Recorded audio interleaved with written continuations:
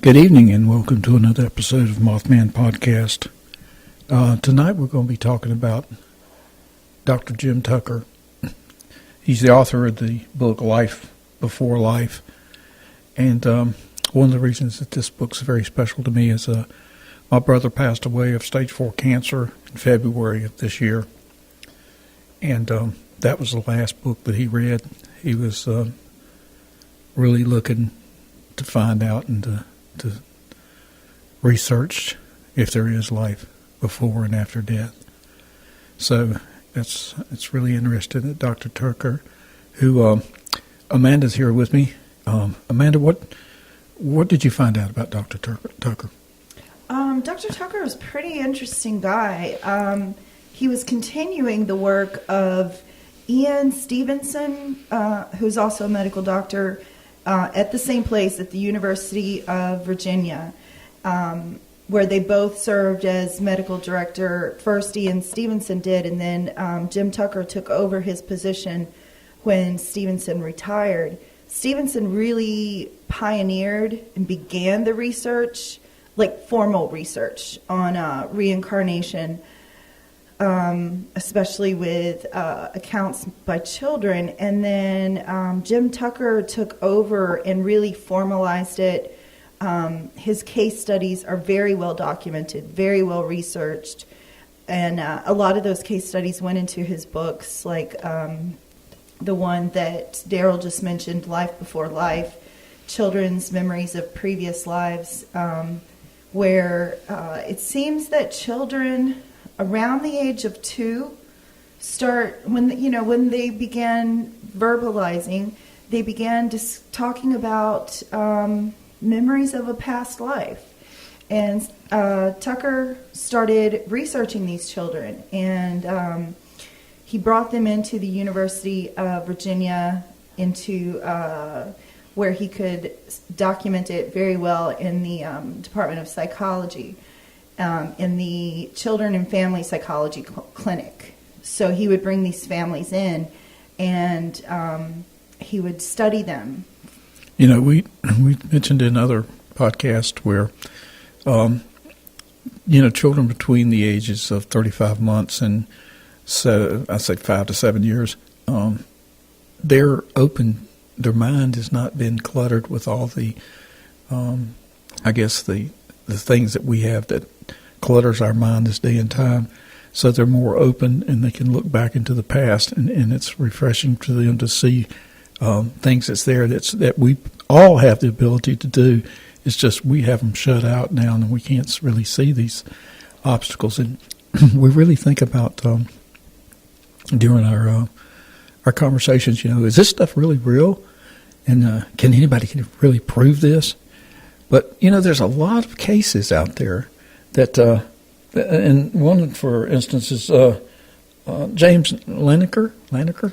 Yeah, that's a really very famous case there. And this is a young boy who, from his birth, loved airplanes and was talking about Corsair fighters and had video games playing where he can kill Germans. And it was a very interesting story. And one of the news agencies did a story, and I'm just going to let you listen to this for just a minute. Leininger looks and acts like most boys his age, but beneath his playful spirit is a very deep soul. I said, I'm really glad you're my son. Just really fun to have you as my son. And he says, I know, that's why I picked you. When we first met Bruce, Andrea, and James in 2005, his passion for World War II fighter planes was obvious. I can beat the Japanese easy as pie. The fascination began when he was a toddler. The pilot put him on? James seemed intimately familiar with the aircrafts. He started doing these little drawings of airplanes shooting at other airplanes or being shot down. Bombing ships, he's seen men parachuting. Here's another one where planes are dropping bombs. This is a carrier. The violent drawings were followed by extreme night terrors. He would just be crying. He'd say, airplane crash on fire, little man can't get out. He laid on his back and kicked up at the ceiling, and he goes, Mama, the little man's going like this. And he laid on his back and kicked his feet up. The little man's going, ooh, ooh, ooh, ooh, ooh, ooh, can't get out. And I said, well, who's the little man, baby? And he goes, me. I thought Bruce and I were just going to faint. They questioned, what kind of plane? Corsair. Why did your airplane crash? My plane was shot down. Who shot your plane? He looked at me like I was a village idiot. He said, The Japanese.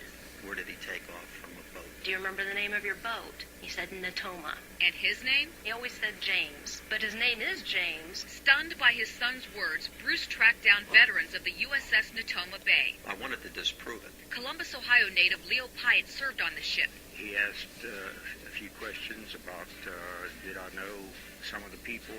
Oh, yeah, I remember those people. Yes, there was a Jim Houston, a rather large shell. Just hit him in the engine, and it burst into flames and went down. It was all real. James Houston, born and raised in the Midwest, was shot down over Chichijima, Japan. He got very quiet. The Leiningers were speechless again when James met Natoma Bay veterans and recognized them by name. You're Bob Greenwald. I'm serious. He never met Bob Green. No, he'd never met him before. They tracked down James Houston's sister, Ann. And he goes, it's not Ann, it's Annie. She wasn't my oldest sister. I had an older sister than that. And I said, you did? Who was that? And he goes, Ruth. I mean Ruth. Annie is what they called me when I was little. Knowing my name and my sister's name, things that my brother did when he was a kid, it's too amazing to describe. James recalled his favorite childhood possessions, and when we spoke to them via Skype, they shared one specific story involving James Houston's mother.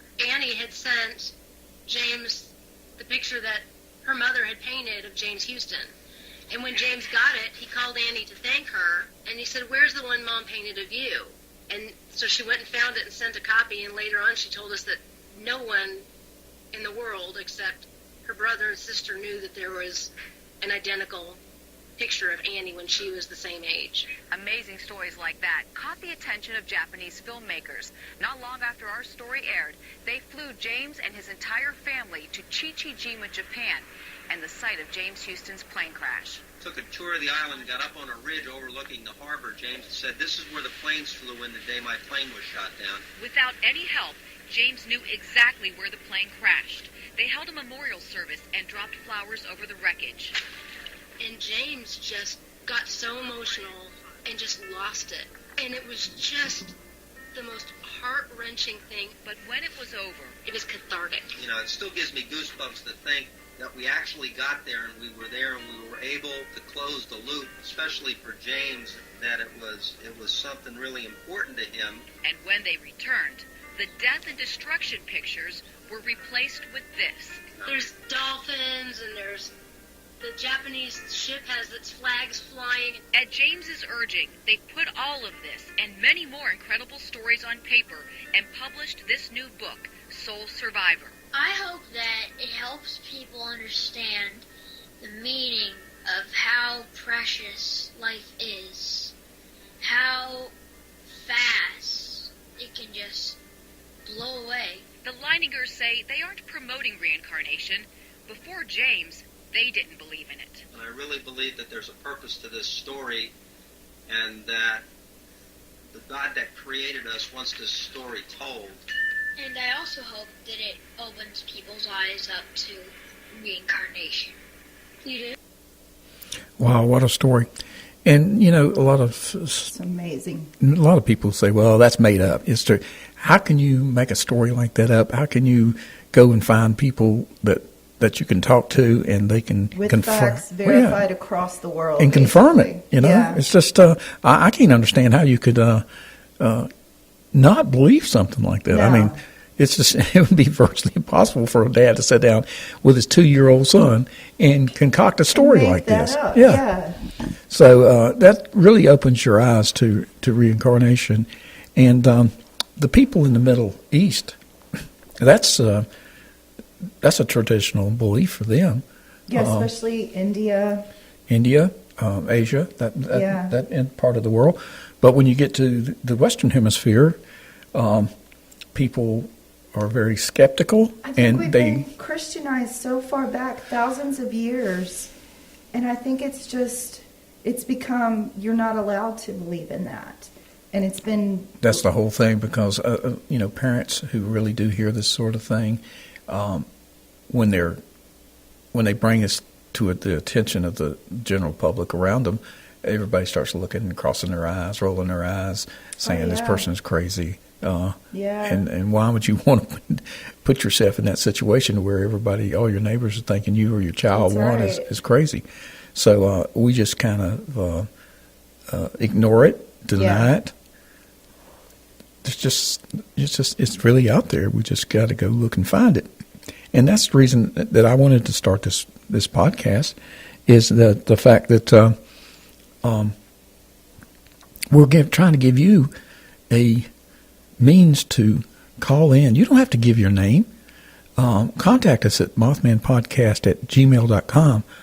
Tell us your story. Give us a way of contacting you. Again, we don't care what your name is, and we're not going to publicly humiliate you in front of everybody. Yeah. Put something in the comments here, So, just come forward and let us know, and we will help you try to find the truth, and we will try to help you research it and find out exactly what's going on. We're digging for the truth. We're just looking for the truth.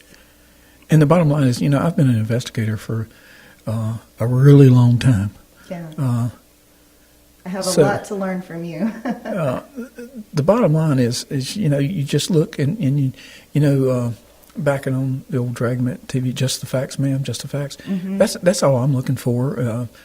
I don't care what your belief is or what your opinion is.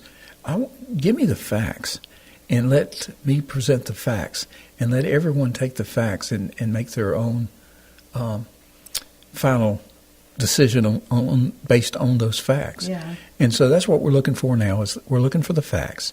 And please feel free to come to us via email, and we will contact you ASAP. I guarantee that. And again, it's Mothman Podcast, all one word, and at gmail.com. And contact us and let us know your story. So now, Amanda and I are going to be talking a lot more about things like this in the near future, and we're hoping that you'll tune in and listen to our podcast. But, we've got a lot of facts on the table. We've got a lot of experience between the two of us. She is now dwelling in the spiritual world where they're trying to contact us. If you listen to our Mothman podcast at the Old Salisbury Road investigation, you're going to hear where when I asked one of the entities if he would identify himself, our equipment went dead. They drained the batteries, but when we cranked the equipment back up and repowered the equipment, and you're going to hear it just plain as day. Hi, Daryl, Jimmy. I really believe the entity, the person, whatever you want to call it, can speak to you in a way that we're not used to, but we can seek out a natural or mutual grounds that we can talk to one another.